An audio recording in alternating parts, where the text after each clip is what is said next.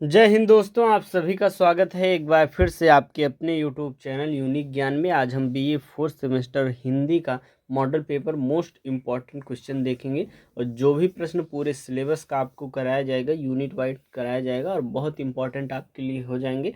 ये सभी previous year question paper से मिलाकर आपके लिए क्वेश्चन बनाए गए हैं, बहुत ही इंपॉर्टेंट है आपके लिए। और जैसे पिछले वर्ष आपकी मोस्ट इम्पॉर्टेंट क्वेश्चन की वीडियो से सीधे प्रश्न देखने को मिले थे आपके पेपर में, वैसे ही यहाँ से भी आपको देखने को मिलेंगे। चलिए देखते हैं, जिसका कोर्स टाइटल है हिंदी अनुवाद। इसमें क्या क्या मोस्ट इम्पॉर्टेंट टॉपिक्स हैं, क्या क्या मोस्ट इम्पॉर्टेंट क्वेश्चंस हैं। अगर आप चैनल पर नए हैं तो चैनल को सब्सक्राइब कर लीजिए, जिससे आने वाली वीडियोस आपको मिलती रहें। और इसका पीडीएफ नोट्स आपको प्राप्त करना हो तो आपको टेलीग्राम चैनल ज्वाइन कर लीजिए, जिसका लिंक आपको डिस्क्रिप्शन बॉक्स में दिया गया है, वहाँ से आप ज्वाइन कर सकते हैं। किसी अन्य विषय का आपको मोस्ट इम्पॉर्टेंट क्वेश्चन चाहिए वह भी आप कमेंट करके हमें बता सकते हैं। कमेंट में 10 अगर आपके क्वेश्चन कमेंट आ जाते हैं कमेंट में, तो आपको यह जो मोस्ट इम्पॉर्टेंट क्वेश्चन का पीडीएफ नोट्स है यह आपको free of cost Telegram channel पर भेज दिया जाएगा। चलिए देखते हैं हिंदी अनुवाद में सबसे पहला प्रश्न क्या है, जो कि ये तो मोस्ट इम्पॉर्टेंट है। अनुवाद से आप क्या समझता है, कितना भी आप कुछ कर लीजिए, ये प्रश्न तो आपके क्वेश्चन पेपर में आना ही है। एक भाषा के किसी कथन या विवरण को उसके मूल भावों और शैली की रक्षा करते हुए दूसरी भाषा में बदलना अनुवाद कहलाता है। अर्थात कोई भी भाषा की बात हो, जैसे एक हिंदी भाषा में कोई बात बोली जा रही है, उसका जो अर्थ हो, उसका जो शैली हो, उसका जो भाव हो, उसको बिना चेंज किए उस हिंदी भाषा के वाक्य को हम इंग्लिश में अगर जो है बदल देते हैं तो वही अनुवाद कहलाता है। अंग्रेजी में इसे ट्रांसलेशन कहते हैं, फ्रेंच में इसे ट्रांसडक्शन कहते हैं, अरबी में इसे तर्जुमा कहते हैं, लैटिन शब्द में इसे ट्रांस से ट्रांसलेशन की जिसकी उत्पत्ति हुई है। हिंदी में इसे एक भाषा की बात को दूसरी भाषा में फिर से कहना माना जाता है। इस प्रकार से अनुवाद आपको बेहतरीन तरीके से समझ में आ गया होगा। सेकंड आपका क्वेश्चन है, अनुवाद कार्य की आवश्यकता पर अपने विचार प्रकट कीजिए। अर्थात अनुवाद की आवश्यकता क्या पड़ी जिससे इसका प्रयोग किया जाने लगा। अनुवाद की आवश्यकता भाषाओं के जन्म के साथ ही शुरू हो गई थी, क्योंकि विभिन्न संस्कृतियों का संक्रमण इसी के माध्यम से संभव है।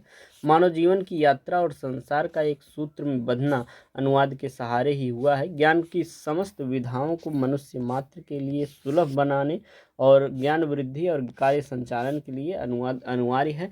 यह मनुष्य के व्यवहारिक जीवन की सबसे महत्वपूर्ण शैली है। जैसे कि हमारा जो भारत देश है बहुसांस्कृतिक बहुभाषिक देश है। यहाँ पर विभिन्न भाषाएं अलग अलग स्थान पर लोग बोलते हैं और एक जगह से दूसरी जगह पर जो है वह ट्रेवल भी करते हैं। तो अपनी भाषा को दूसरे भाषा के अगर नहीं जानकारी रहेगी तो समझ ही नहीं पाएंगे।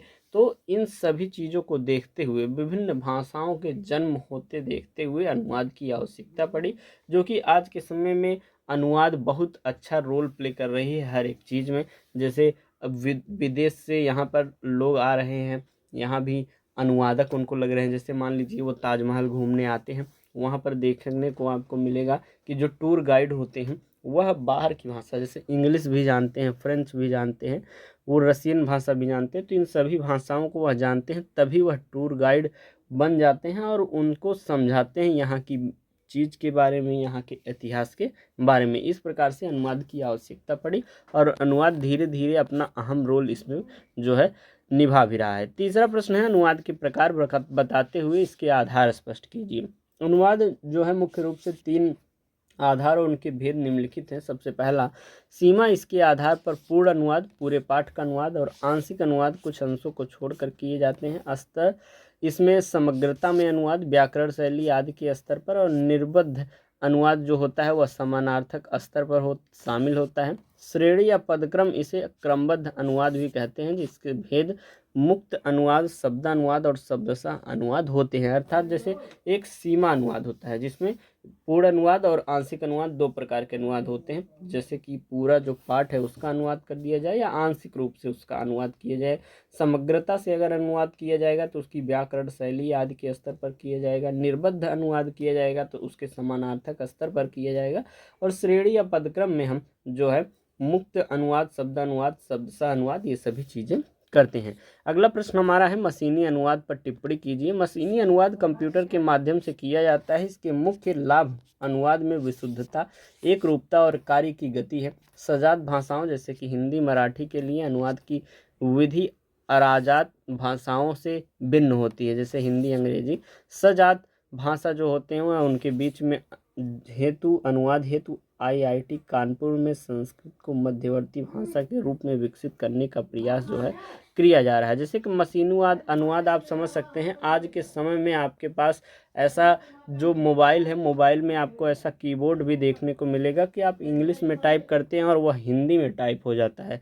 इंग्लिश में आप लिखते हैं, हिंदी में उसका अनुवाद करके वह दे देता है, हिंदी में टाइप करते हैं, इंग्लिश में उसका अनुवाद करके दे देता है। तो ये सभी सुविधाएं जो है आपके लिए अच्छी भी हैं।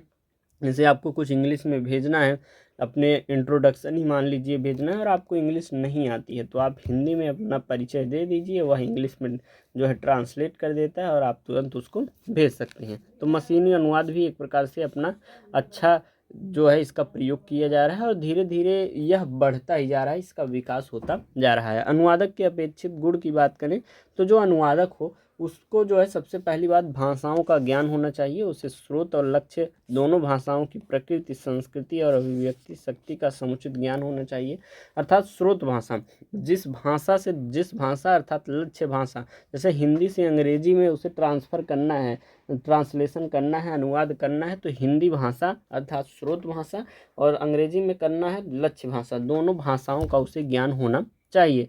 दूसरा है विषय का ज्ञान। विषय के ज्ञान के बिना अर्थ का अनर्थ हो सकता है। जैसे बैंकिंग में सिक्योरिटी का अर्थ प्रतिभूति होता है, ना कि सुरक्षा। ये सभी चीज़ों का उसे ज्ञान होना चाहिए। तीसरा है स्वतंत्र विचार शक्ति। जहाँ शब्दकोश काम ना आए वहाँ अनुवादक की अपनी निर्णय क्षमता जो है वह काम आती है। तो ये सभी चीज़ें जो हैं अनुवादक के अंदर अपेक्षित गुण होने चाहिए। अगला प्रश्न है हिंदी की प्रयोजनीयता में अनुवाद की भूमिका का वर्णन संक्षेप में कीजिए। हिंदी और अन्य भारतीय भाषाओं का संबंध संस्कृत से होने के कारण उनके बीच अनुवाद जो है स्वाभाविक रहा है। अनुवाद की भूमिका ज्ञान की वृद्धि करता है। इससे हिंदी को राष्ट्रीय और अंतर्राष्ट्रीय महत्व प्रदान किया जाता है और विभिन्न समुदायों को एक दूसरे के निकट लाने का यह कार्य करता है। सातवां प्रश्न है अनुवाद क्या है, भारतीय परिभाषाओं के माध्यम से समझाइए। भारतीय विचारकों ने अनुवाद को इस प्रकार परिभाषित किया, जैसे कि भोलानाथ जो तिवारी हैं, डॉक्टर भोलानाथ तिवारी या महोदय बहुत भाषा के विषय में इन्होंने अपना बहुत सा जो है ज्ञान दिया हुआ है। यह कहते हैं कि एक भाषा के प्रतीकों के स्थान पर दूसरी भाषा के निकटतम और सहज प्रतीकों का प्रयोग जो है वही अनुवाद कहलाता है। पटनायक जी कहते हैं सार्थक अनुभव को भाषा समुदाय में से दूसरे में संप्रेषित करना अनुवाद कहलाता है। और डॉक्टर जयंती प्रसाद नौटियाल कहते हैं संदेश की समतुल्य अभिव्यक्ति ही अनुवाद है। डॉक्टर सुरेश कुमार कहते हैं कि मूल के भाषिक अर्थ और विशिष्टता को सुरक्षित रखते हुए दूसरी भाषा में स्वाभाविक प्रस्तुति यह होती है। अनुवाद के स्वरूप की बात करें तो अनुवाद का स्वरूप मूल कृति के गठन और सौंदर्य को दूसरी भाषा में व्यक्त करने का प्रयास है। क्योंकि प्रत्येक भाषा का अपना परिवेश, मुहावरे, विशेषणाएं होते हैं, इसलिए मूल भाव को हूबहू प्रकट करना कठिन होता है। अनुवाद के स्वरूप से अपेक्षा की जाती है कि लक्ष्य भाषा का ज्ञाता उसे उसी प्रकार ग्रहण करे जैसे स्रोत भाषा का पाठक मूल कृति को करता है। अर्थात जो उसके सब शब्द शैली है, जो उसके भाव हैं, जो अर्थ हैं, वह सेम ही रहने चाहिए। 9वां प्रश्न है अनुवाद की प्रक्रिया पर संक्षेप प्रकाश डालिए। अनुवाद प्रक्रिया वह विधि है जिससे अनुवादक स्रोत भाषा के संदेश को लक्ष्य भाषा में बदलता है। पश्चिमी विद्वानों के अनुसार इसके मुख्य सोपान है। सबसे पहला नाइडा महोदय कहते हैं कि सबसे पहले विश्लेषण होना चाहिए, फिर अंतरण और उसके बाद पुनर्गठन होना चाहिए। न्यूमार्क कहते हैं मूल पाठ पहले उसको पढ़ा जाए, बोधन या व्याख्या किया जाए, फिर अभिव्यक्ति उसकी की जाए। बाथगेट कहते हैं इन्होंने 7 सोपान माने हैं, जिसमें समन्वयन, फिर विश्लेषण, फिर बोधन, परिभाषिक अभिव्यक्ति, पुनर्गठन, पुनरीक्षण और फिर जाके पर्यालोचन होना चाहिए। तो विभिन्न विद्वानों ने अपने अनुसार अनुवाद के विभिन्न प्रक्रिया बताई हुई है, सोपान बताए हुए हैं। 10वां प्रश्न है आदर्श अनुवाद क्या होता है। इसे स्वाभाविक सटीक अनुवाद भी कहते हैं। इसमें अनुवादक मूल सामग्री का अर्थ और अभिव्यक्ति लक्ष्य भाषा में इस तरह प्रस्तुत करता है कि पाठक को वह मूल कृति ही लगे। इसमें अनुवादक को अपनी ओर से कुछ भी घटाने बढ़ाने की छूट नहीं होती है, अर्थात सेम टू सेम। आदर्श क्या होता है, हर चीज़ परफेक्ट। तो आप इसी से समझ लीजिए सेम टू सेम अर्थ वाला जो है जब परिभाषा अनुवाद कर दिया जाए तो वह आदर्श अनुवाद कहलाता है। 11वां प्रश्न है रूपांतरण क्या है। रूपांतरण का अर्थ है किसी रूप को बदलना। इसमें अनुवाद के माध्यम से विधा बदल दी जाती है। जैसे किसी उपन्यास या नाटक कहानी को नाटक या एकांकी में परिवर्तित कर दिया जाता है तो वह रूपांतरण कहलाता है। मतलब एक विधा को, एक उपन्यास को कहानी में, उपन्यास या कहानी को नाटक या एकांकी में जब परिवर्तित कर दिया जाता है, एग्जाम्पल के रूप में आप समझ सकते हैं। रेडियो और दूरदर्शन में इसका अधिक प्रयोग एक प्रकार से होता है। जैसे उपन्यास लिखा गया है उसको जो है मूवी बना दे रहे हैं, एकांकी बना दे रहे हैं, तो इसका प्रयोग इसमें होता है। 12वां प्रश्न है, व्याख्या अनुवाद से आप क्या समझते हैं। इसमें मूल पाठ के साथ उसकी व्याख्या या टीका भी दी जाती है।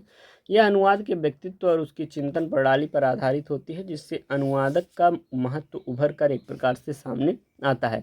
छाया अनुवाद क्या होता है। छाया अनुवाद में छाया शब्द का अर्थ धूसर या धुंधला प्रभाव है। इसमें मूल पाठ के शब्दों या भावों का ज्यों का त्यों अनुसरण करने के बजाय उसकी मुख्य बातों, विचारों या संकल्पनाओं का अध छाया को ग्रहण कर लक्ष्य भाषा में स्वतंत्र रूप से रूपांतरित किया जाता है। ये तो हो गया छायानुवाद। फिर आता है आपका शब्दानुवाद क्या होता है। शब्दानुवाद में स्रोत भाषा के शब्दों और शब्दांशों को उसी क्रम में लक्ष्य भाषा में बदल दिया जाता है। इसे अक्सर निकृष्ट श्रेणी का माना जाता है, क्योंकि प्रत्येक भाषा की प्रकृति और शब्द क्रम अलग होते हैं, जिससे अनुवाद कभी कभी बोझिल, कृत्रिम और हास्यास्पद हो जाते हैं। उदाहरण के लिए हम समझें तो अंग्रेजी शब्द पे का शब्दानुवाद भुगतान होगा, लेकिन बैंकिंग में इसका अर्थ भुगतान करें के रूप में प्रयुक्त होता है। तो जो है शब्द के अलग अलग अनुवाद अलग अलग क्षेत्र में भी हमें देखने को मिलते हैं। भावानुवाद क्या होते हैं, समझाइए। इसे अनुवाद की उत्तम कोटि माना जाता है। इसमें केवल शब्दों पर ध्यान न देकर स्रोत भाषा के मूल अर्थ, विचार और भावाभिव्यक्ति अर्थात आत्मा को लक्ष्य भाषा में संप्रेषित किया जाता है। डॉक्टर भोलानाथ तिवारी के अनुसार सूक्ष्म भावों वाली सामग्री के लिए भावानुवाद, तथ्यात्मक या वैज्ञानिक सामग्री के लिए शब्दानुवाद अधिक उपयुक्त एक प्रकार से होता है। 16वां प्रश्न है, सारा अनुवाद से आप क्या समझते हैं। लंबी रचनाओं, भाषाओं या रिपोर्टों के मूल तत्वों को सुरक्षित रखते हुए उन्हें संक्षेप में रूपांतरित करने की प्रक्रिया जो है सारा अनुवाद कहलाती है। इसका उपयोग मुख्य रूप से दुभाषीय संवाददाता और संसद के रिकॉर्डकर्ता करते हैं। वैचारिक साहित्य और अनुवाद की जो है समस्याओं पर यह अगला प्रश्न है। वैचारिक साहित्य के अनुवाद में क्या समस्याएं आती हैं। वैचारिक साहित्य के अनुवाद में मुख्य रूप से दो प्रकार की समस्याएं आती हैं। सबसे पहला है अर्थपरक समस्या, दूसरा है शैलीपरक समस्या। एक भाषा के शब्दों में निहित सांस्कृतिक मापदंड दूसरी भाषा में समान नहीं होते हैं, जिससे सही पर्याय ढूंढना एक प्रकार से कठिन हो जाता है। शैलीपरक समस्या क्या है, स्रोत भाषा के यथार्थ भाव को लक्ष्य भाषा की शैली में ढालना अनुवादक के कौशल की परीक्षा होता है। अर्थात जैसे संस्कृति जो होती है अलग अलग भाषा की अलग अलग होती है, तो अर्थपरक समस्या यही होती है कि जब हम एक भाषा के शब्दों को दूसरे भाषा में जो है बदलते हैं, अनुवादित करते हैं, तो उसकी जो सांस्कृतिक मापदंड होते हैं वह अलग अलग होते हैं, इसलिए समस्या होती है। 19वां प्रश्न है, वैचारिक साहित्य के अनुवाद में कौन सी सामाजिक सांस्कृतिक कठिनाइयाँ आती हैं। भाषा सांस्कृतिक परिवेश से जुड़ी होती है। शब्दों के पीछे एक लंबी ऐतिहासिक और सांस्कृतिक परंपरा होती है। मैलिनोवस्की के अनुसार अनुवाद की मुख्य कठिनाई शब्दों के पीछे छिपे सांस्कृतिक संदर्भ अर्थात रीति रिवाज, विश्वास हैं, जिन्हें दूसरी भाषा में संतुलित करना एक प्रकार से कठिन होता है। 20वां प्रश्न है, वैचारिक साहित्य में समान शब्दावली में अर्थ की क्या समस्याएं आती हैं। जब दो भाषाओं की पृष्ठभूमि समान होती है तो शब्द एक जैसे दिखते हैं, उनके अर्थ भिन्न हो सकते हैं। मारिया पाई इन्हें धोखा देने वाले समान शब्द कहती हैं। डॉक्टर शांति स्वरूप गुप्त ने इसकी 3 समस्याएं बताई हैं। सबसे पहला भ्रामक अनुरूपता, अर्थात उन्हें लगता है कि दोनों के एक प्रकार से अर्थ होंगे लेकिन अलग होते हैं। अर्थ छाया और शब्द छाया, ये 3 समस्याएं जो हैं शांति स्वरूप गुप्त जो है बताते हैं वैचारिक साहित्य में समान शब्दावली को लेकर। अगला प्रश्न है, कोश के प्रमुख प्रकारों के नाम बताइए। तो कुल मिलाकर कोश निम्न प्रकार के हैं, जैसे शब्द कोश, विषय कोश, साहित्य कोश, साहित्यकार कोश, सूक्ति कोश, विश्व कोश, पर्याय विलोम कोश, ये विभिन्न प्रकार के कोश जो है पाए जाते हैं। 22वां प्रश्न है, एकल भाषी और द्विभाषी शब्दकोश क्या है। एकल भाषी, इसमें शब्दों की व्याख्या के लिए उसी भाषा का प्रयोग किया जाता है, जो कि हमने ये सभी चीज़ें आपको पढ़ाई हुई हैं कि एक ही भाषा में जब होता है तो एकल भाषी, द्विभाषा में द्विभाषी, दो भाषाओं में जब अर्थ दिया रहता है शब्द अर्थ, और जब एक से दो से अनेक भाषा में रहता है तो उसे बहुभाषी शब्दकोश कहते हैं। अगला प्रश्न हम देखेंगे 23वां प्रश्न, परिभाषिक शब्द की विशेषताएं लिखिए। परिभाषिक शब्द की सबसे पहली विशेषता है कि अर्थ सुस्पष्ट सुनिश्चित होता है।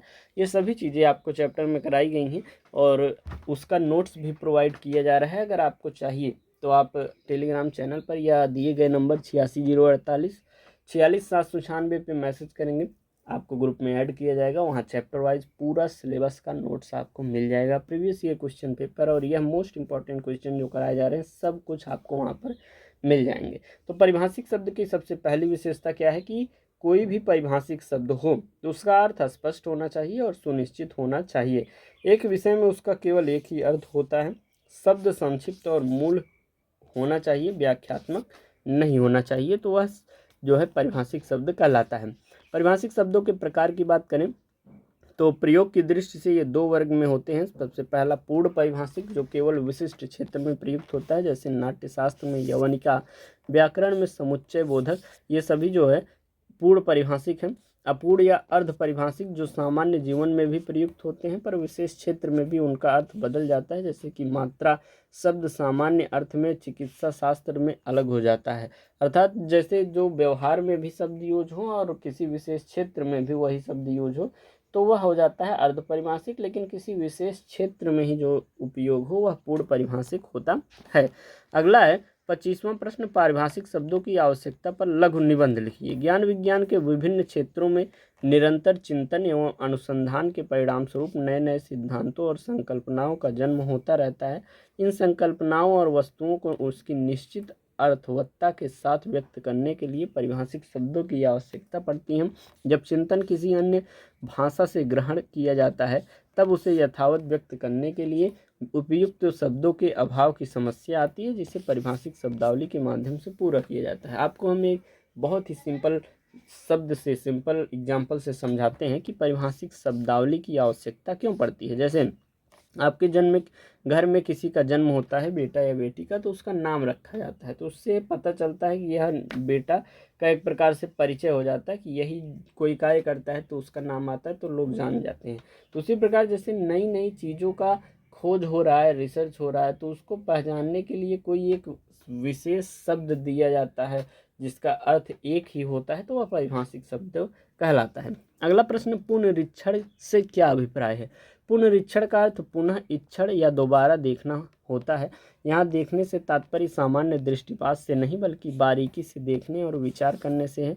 यह किए गए कार्य की सम्यक जांच करने और उसकी त्रुटियों को सुधारने का अवसर प्रदान करता है, जिससे कार्य की शुद्धता एक प्रकार से सुनिश्चित होती है। 27वां प्रश्न, पुनरीक्षण की प्रकृति पर प्रकाश डालिए। पुनरीक्षण की प्रकृति संपादन से किंचित भिन्न होती है। प्रायः पद की दृष्टि से पुनरीक्षक अनुवादक से ऊपरी स्तर पर होता है और उसका अनुभव भी अधिक होता है। साहित्य की अपेक्षा सरकारी कामकाज और विधि के क्षेत्र में पुनरीक्षक जो होता है वह अत्यंत आवश्यक होता है, क्योंकि यहाँ एक छोटी सी भूल भी भयंकर परिणाम दे सकती है। अर्थात दोबारा जांच इसीलिए किया जाता है कि कोई चूक न हो जाए अधिकारी के पास तक पहुँचते पहुँचते। अगला प्रश्न है 28वां प्रश्न, पुनरीक्षक में कौन कौन सी अर्हताएं होनी चाहिए, अर्थात क्या क्या योग्यताएं होनी चाहिए। तो पुनरीक्षक को विषय का अच्छा जानकार होने के साथ साथ भाषिक दृष्टि से भी पूर्ण समर्थ होना चाहिए। उसे स्रोत भाषा और लक्ष्य भाषा के व्याकरणिक नियमों, प्रचलित प्रयोगों और वाक्य विन्यास की पूरी जानकारी होनी चाहिए। इसके अलावा उसे एक कुशल भाषाविद होना चाहिए जो निष्पक्ष होकर अनुदित मसौदे पर विचार कर सके। 29वां प्रश्न है, मूल्यांकन की अवधारणा को समझाइए। मनुष्य का कोई भी कार्य पूर्णतः त्रुटि रहित नहीं होता है, इसलिए समय समय पर उसका मूल्यांकन जो है आवश्यक होता है। अनुवाद के क्षेत्र में मूल्यांकन का अर्थ दो सममूल्य पाठों की विश्लेषणात्मक तुलना करना है। इससे अनुवाद में सटीकता, प्रवाह और प्रभाव आता है। अर्थात मूल्यांकन मतलब फिर से जांच करना, अंतिम रूप में उसका जांच करना। 30वां प्रश्न है, प्रशासन में प्रयुक्त हिंदी किस प्रकार सामान्य हिंदी से अलग होती है। प्रशासनिक हिंदी में विशिष्ट प्रयुक्तियों, शब्दावली और वाक्य संरचनाओं का आधारभूत प्रयोग अधिक होता है। इसका स्वरूप औपचारिक होता है और यह सरकारी कामकाज की आवश्यकताओं के अनुरूप विकसित हुई है, जिसमें अंग्रेजी और अरबी फारसी की भी भूमिका होती है। अर्थात सामान्य हिंदी जो होती है उसमें आप अनौपचारिक शब्दों का प्रयोग कर सकते हैं, लेकिन जो प्रशासनिक हिंदी है, कार्यालयी हिंदी है, उसमें आप अनौपचारिक शब्दों का नहीं, सिर्फ औपचारिक शब्दों का प्रयोग करते हैं। 31वां प्रश्न है, प्रशासनिक अथवा कार्यालयी हिंदी के स्वरूप पर प्रकाश डालिए। इसका स्वरूप सरल, स्पष्ट और सुबोध होना चाहिए। इसमें औपचारिकता और पदानुक्रम का निर्वाह होता है। जिस परिभाषिक शब्दावली का प्रयोग किया जाता है उसका अर्थ सुनिश्चित और एकार्थी रहना चाहिए। परिभाषिक शब्दावली आप समझ ही चुके हैं, जिसका अर्थ स्पष्ट हो और एक ही हो, वही परिभाषिक शब्दावली कहलाता है। प्रशासनिक अथवा कार्यालयी हिंदी की शब्दावली पर प्रकाश डालिए। इसकी शब्दावली में कुछ तकनीकी शब्द होते हैं जो जनसाधारण की बोलचाल में प्रयुक्त नहीं होते हैं, जैसे कि समसंख्यक पत्र, प्रत्यावेदन, अधीनस्थ कार्यालय आदि। इन शब्दों के स्थान पर उनके पर्यायवाची शब्दों का प्रयोग नहीं किया जाता है, क्योंकि उनका अर्थ एक प्रकार से विशिष्ट होता है। 33वां प्रश्न है, प्रशासन संबंधी प्रमुख प्रयुक्तियों के अनुवाद बताइए। जैसे कि अकाउंटेंट जनरल, जिसे महालेखाकार कहते हैं। आपके पेपर में ऐसे शब्द आ जाते हैं कि हिंदी में दिए रहते हैं, अंग्रेजी में आपको लिखने होते हैं, अंग्रेजी में दिए रहते हैं, उसको हिंदी में लिखने होते हैं। तो एडमिनिस्ट्रेटिव ऑफिसर प्रशासनिक अधिकारी होता है। एम्बेसडर राजदूत होता है। एडवोकेट जनरल वहाँ अधिवक्ता होता है। एनालिस्ट विश्लेषक होता है। वाणिज्य, बैंकिंग एवं विधि अनुवाद के विषय में अगला प्रश्न हमारा है कि 34वां, पद नाम से आप क्या समझते हैं। पद नाम से तात्पर्य उस नाम से है जो किसी सेवा कार्य अर्थात प्रशासनिक, व्यक्तिगत या व्यापारिक में संलग्न व्यक्ति पर आरोपित किया जाता है और यह व्यक्ति के अधिकारों और कर्तव्यों का एक प्रकार से द्योतक होता है। आपका 35वां प्रश्न है, वाणिज्यिक अनुवाद की क्या विशेषता है। वर्तमान विश्व की आर्थिक संपन्नता वाणिज्य पर टिकी हुई है।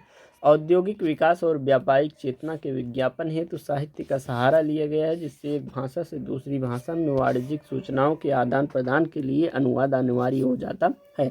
अर्थात जो व्यापार एक स्थान से दूसरे स्थान के होते हैं और वहाँ पर भाषा अलग अलग रहती है, तो वहाँ पर किस प्रकार से भाषा का प्रयोग होता है, किस प्रकार से अनुवाद का प्रयोग होता है, ये आप समझ चुके हैं। 36वां प्रश्न है, बैंकिंग साहित्य के क्या आशय हैं।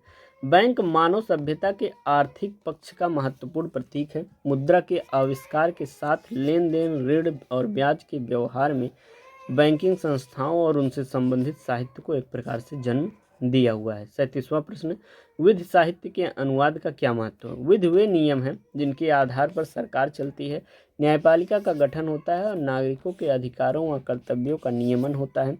अनुवाद के माध्यम से ही जनता को यह पता चलता है कि वह कैसे शासित की जाएगी और विवादों का निपटारा किस आधार पर होगा। ये सभी चीज़ें जो है वह इसी बातों पर निर्भर करती हैं। 38वां प्रश्न है, अनुवाद में विधि शब्दावली एक प्रमुख समस्या है, स्पष्ट कीजिए। विधि क्षेत्र में सूक्ष्म अंतर वाली कई संकल्पनाएं होती हैं। संस्कृत निष्ठ शब्दावली और पुराने फारसी मुहावरों का मिश्रण इसे कठिन बना देता है। विधि शब्दावली में निश्चित अर्थवत्ता अनिवार्य है, इसलिए अनुवादक को बहुत सावधानी बरतनी चाहिए, अर्थात उसके शब्द जो है क्लिष्ट होते हैं, उनका प्रयोग हमें ध्यान से करना चाहिए। 39वां प्रश्न है, वैज्ञानिक तथा तकनीकी क्षेत्र में अनुवाद की क्या भूमिका है। विज्ञान और तकनीकी ज्ञान को एक भाषा से दूसरी भाषा में ले जाने की शक्ति अनुवाद ने ही दी है।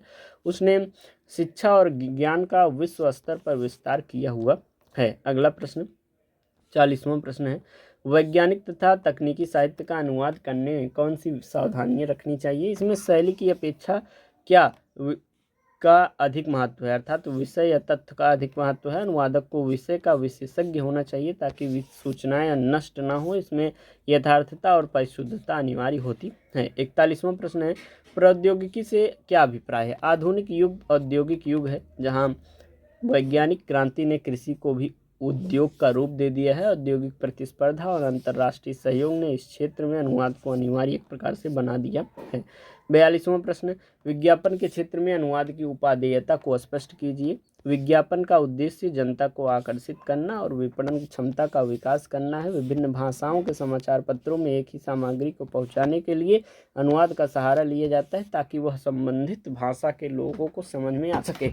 अर्थात जैसे कि किसी चीज़ का विज्ञापन करना है, प्रचार करना है, तो अलग अलग जहाँ पर भाषा का प्रयोग होता है तो उनका अलग अलग भाषा में न्यूज़पेपर होता है, तो उनमें अलग अलग भाषाओं में उन चीज़ का विज्ञापन देर तक वहाँ तक जो है सूचनाएं पहुँचाई जाती हैं। तो इस प्रकार से विज्ञापन में ही अनुवाद का महत्व बढ़ जाता है। इस प्रकार से आपके सभी जो क्वेश्चंस हैं हमने सॉल्व करा दिए। बाकी आपको नोट्स चाहिए तो complete syllabus notes, previous year question paper, most important question, सभी चीज़ें मात्र 30 रुपये में आपको दी जा रही हैं। 86 048 46 796 पे आपको मैसेज करके करना है।